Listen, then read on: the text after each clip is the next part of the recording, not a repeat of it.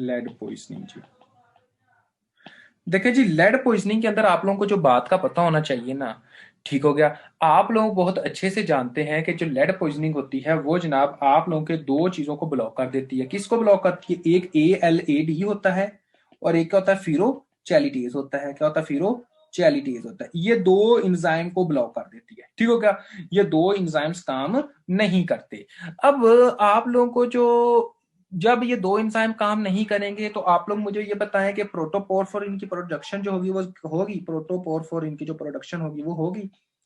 प्रोटोपोरफोरिन की जो प्रोडक्शन होगी वो होगी? नहीं होगी। जब प्रोटोपोरफोरिन की प्रोडक्शन नहीं होगी तो इसके नतीजे में आपका जो हीम होगा वो भी कम बनेगा। जब हीम कम बनेगा तो आप लोगों का अनीमिया होगा, और ये जो अनीमिया होता है वो कौन सा होता है? आपका सिड्रोब्लास्टिक अनीमिया। और ये सिड्रोब्लास्टिक अनीमिया जो होगा इसमें क्या होता है कि रिंग शेप एक तरह का साइटोप्लाज्म में मिलता है। ये वेरी इंपॉर्टेंट पॉइंट, ठीक हो गया।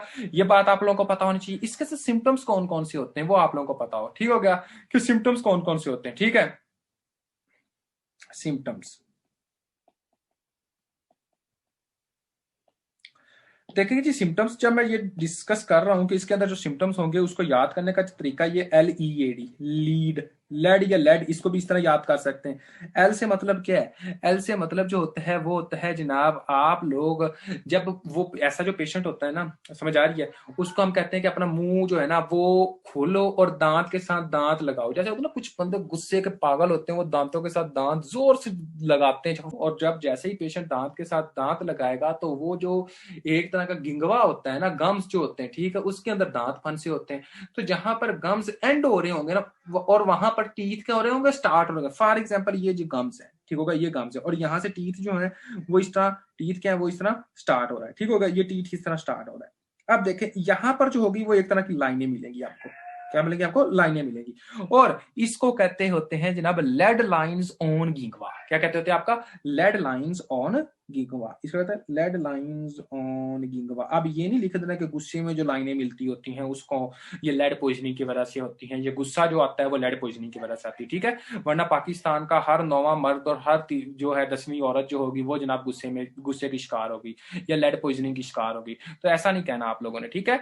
तो उसके बाद ये इन लाइंस को हम कहते हैं ब्रटन लाइंस भी। हम इन लाइंस को कहते हैं आपका ब्रटन लाइंस भी कहा जाता है, ठीक होगा जी। इन लाइंस को हम ब्रटन लाइंस भी कहते हैं। और यही जो लाइंस होती हैं ये हमको जनाब आपके लॉन्ग बोन के मेटाफेजिस पे भी मिलती हैं। लॉन्ग बोन्स मेटाफेजिस यहाँ पर भी मिलती होती हैं। दो चीजें हो गई। नंबर थर्ड टू वो क्या है? आपका ई से हम देखते हैं कि ई क्या होता है जी। ई से मुराद है, ई जो है इसका मतलब होता है इंसेफ्लोपैथी। क्या होता है? इंसेफ्लोपैथी। तो आपने कहना है कि बच्चा जो होगा उसको जनाब आपके ब्रेन का कुछ ना कुछ पंगा पड़ा होगा, इंसेफ्लोपैथी हो गया। इसके साथ साथ जो आरबीसी जो होंगे ना, जब हम आरबीसी का स्ट्रक्चर देखेंगे ना, एरिथ्रोसाइट्स जो होंगे उसके अंदर बेजोफिल्स जो होंगे ना वो हमें मिलेंगे। बेजोफिल स्टिपिंग होगी, बेजोफिल्स स्टिपिंग इसको कहते हैं, बेजोफिल स्टिपिंग।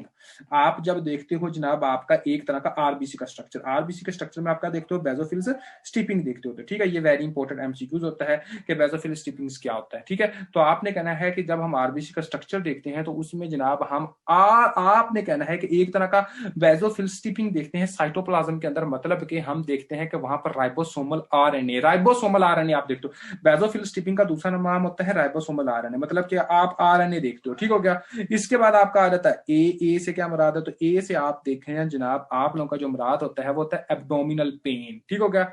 एब्डोमिनल पेन, ठीक है, कोलिक पेन एक तरह की। और इसके साथ क्या होता है? आपका सिट्रोब्लास्टिक अनीमिया, ए से अनीमिया, ठीक हो गया।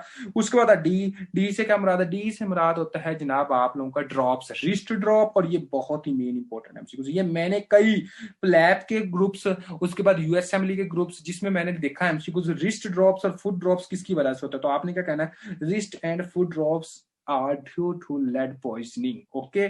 कि रिस्ट ड्रॉप और उसके बाद जो फुट ड्रॉप होता है वो किस वजह से होता है? आपके लेड पॉइजनिंग की वजह से होता है। तो ये वेरी इंपॉर्टेंट एक तरह का पॉइंट था। ये है तो एक तरह की छोटी सी, लेकिन ये एक बहुत ही ज्यादा मेन इंपॉर्टेंट डिसऑर्डर है कि लेड पॉइजनिंग की वजह से क्या होगा। तो इसमें हम बताएंगे कि for example lead poisoning will inhibit the two enzyme which are known as ALA and ALAD and for example ferrochalitase. When these two enzymes will be inhibited then it cause to the sideroblastic anemia, and 4 type of disorder are the 4 type of the symptoms we will see. For example, L से क्या होगा, lead lines on gingua are on the metaphases on the bone.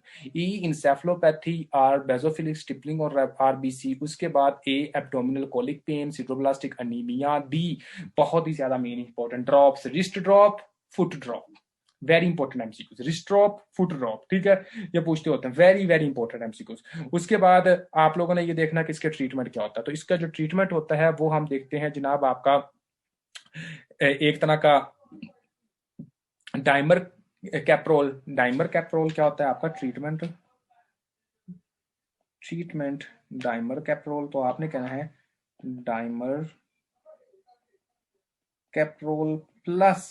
Dimer कैप्रोल जो होता है इसके साथ जो हम ट्रीटमेंट देते होते हैं वो होता है आप लोगों का जनाब एक तरह का EDTA। EDTA ये मैं आप लोगों को फुल डिटेल में बता दूंगा कि EDTA ये होता क्या है, इसके ऊपर आप लोगों ने मार्क कर लेना, इसको मैं डिटेल में बता दूंगा बाद में, ठीक हो गया।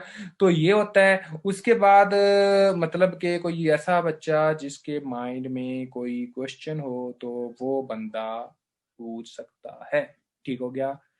कोई क्वेश्चन एनीवन? तो आज का जो टॉपिक